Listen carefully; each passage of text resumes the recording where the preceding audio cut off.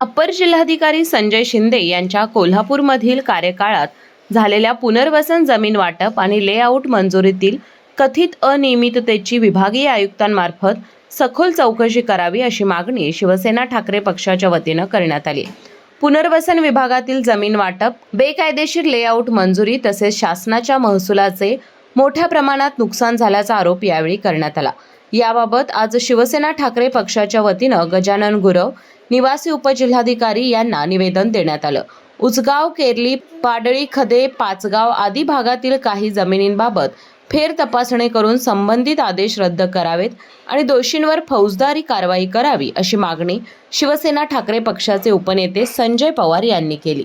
नाही, खरं तर आमची प्रमुख मागणी अशी होती की अप्पर जिल्हाधिकारी श्री संजय शिंदे हे कोल्हापुरात साधारण 8 ते 10 वर्ष कार्यरत आहेत। म्हणजे इथं ते होते डिस्ट्रिक्ट सप्लाय ऑफिसर होते इथं, त्यानंतर RDC झाले, नंतर अप्पर जिल्हाधिकारी झाले, मग थोडे हा भाग सोडून परत कोकणात गेले, परत इथं आले, परवा गेले, परत इथं आले। म्हणजे हे शासनाचे अधिकारी आहेत का कुठल्या आपल्या लोकप्रतिनिधींचे ते आपले म्हणतो ना मीडिएटर आहेत? काही लोक लँड माफिया जे आपले आहेत आपल्या कोल्हापुरात काम करणारे त्यांचं काम करतायत का दलालांचं काम करतायत? खरोखर हे शासनाचे अधिकारी आहेत का? 10 वर्षे इथं कार्यरत असताना प्रत्येक गोष्ट त्यांची वादग्रस्त घडलेली आहे। आता त्यांना कोल्हापूरच का आवडतं? महाराष्ट्रात अन्य कोण अधिकारी नाही आहेत इथं काम करणारे? ह्याचा अर्थ ह्यांच्या माध्यमातून काहीतरी घोटाळा होते म्हणून तडकाफडकी बदली झाली। त्या शिंगणेंची झाली, शिंदेंची झाली आणि त्यांच्या सगळ्या टीमची झाली। का बदली झाली? ह्याची कारणं अनेक आहेत।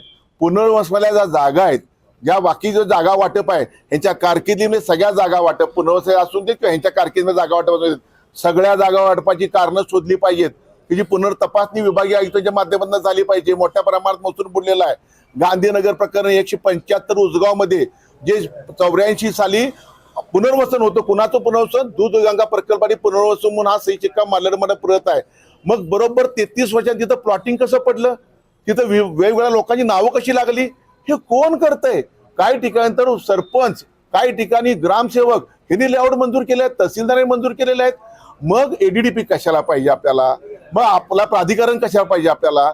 एकंदरीत मोठ्या प्रमाणात महसूल बुडवायचा शासनाचा आणि तो महसूल खिशात घालायचा अशा पद्धतीने इथं कारभार चाललेला आहे। तो कुठं तर थांबला पाहिजे। मग पुनर्वसनाच्या लोकांनी ज्यांनी आपल्यासाठी पाण्यासाठी डॅमसाठी आपले घरं दिली, दारं दिली, त्यांनी आयुष्यभर जिल्हाधिकारी दारात बसायचं? त्यांनी आयुष्यभर त्या फॉरेस्टच्या दारात बसायचं?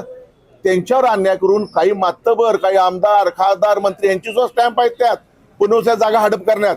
हे अत्यंत वाईट आहे। हे कुठं तर थांबलं पाहिजे आणि ह्या जिल्हाधिकारी अपर जिल्हाधिकाऱ्यांची कसून चौकशी करा। यांना कारभार देऊ नका। त्याच्या फाईल ज्या पेंडिंग आहेत त्या फाईल कुठल्या आहेत, त्यांनी आता त्याच्या कार्य कुठल्या मंजूर केल्या, ह्या सगळ्या तपासणी करता अत्यंत गरजेचं आहे। म्हणून आम्ही महसूल मंत्र्यांना विनंती करतोय, महसूल मंत्री साहेब, हे कुणाचं काम करतायत?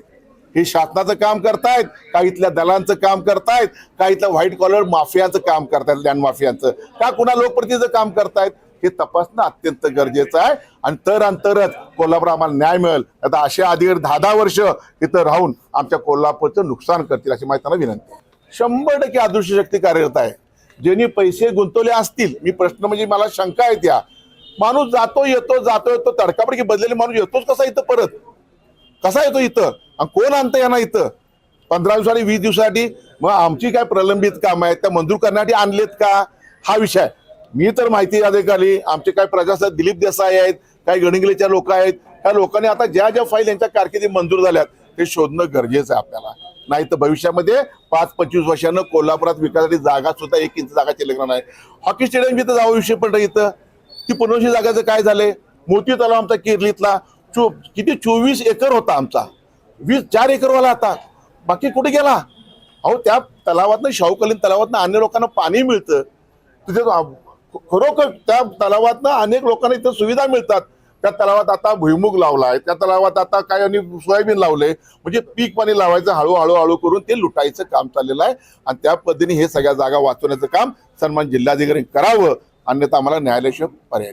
आगामी काळामध्ये जर संजय शिंदे साहेबांची जर चौकशी झाली नाही, त्यांच्या कारकीर्द चौकशी नाही झाली तर आम्हाला न्यायालयीन लढा असल्याशिवाय आम्हाला दिल्याशिवाय आम्हाला गप्प बसून चालणार नाही। महसूल मंत्र्यांनी फार गांभीर्याने विषय घेणं गरजेचं आहे।